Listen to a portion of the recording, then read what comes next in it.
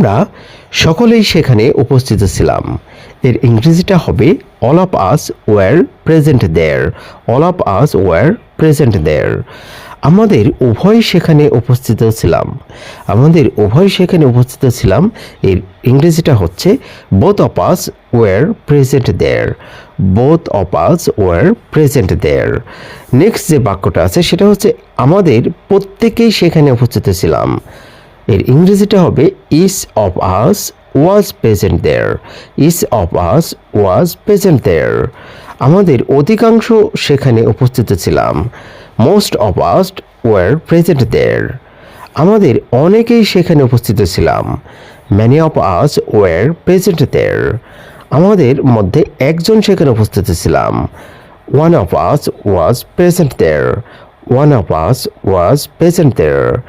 আমাদের মধ্যে কেউই সেখানে উপস্থিত ছিলাম না। এর ইংরেজিটা হবে none of us was present there.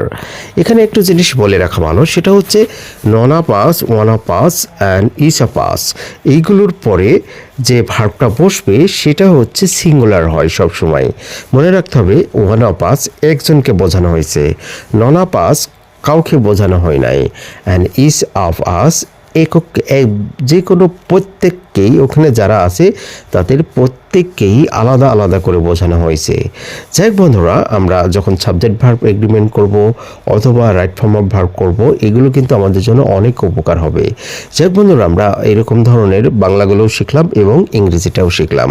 আর ভিডিওটা ভালো লাগলে অবশ্যই ভিডিওটা শেয়ার করে দাও। আর বিশেষ করে এইরকম ধরনের সেন্টেন্সগুলো আমরা যদি না জানি কখনোই ইংরেজিতে কথা বলতে পারবো না। এইগুলো অবশ্যই আমাদের জানতে হবে যে all of us, both of us, each of us, most of us, many of us, one of us and none of us.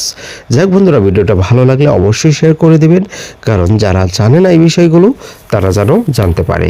So বন্ধুরা, এই পর্যন্ত আজকে। ভালো থেকো, আল্লাহ হাফেজ।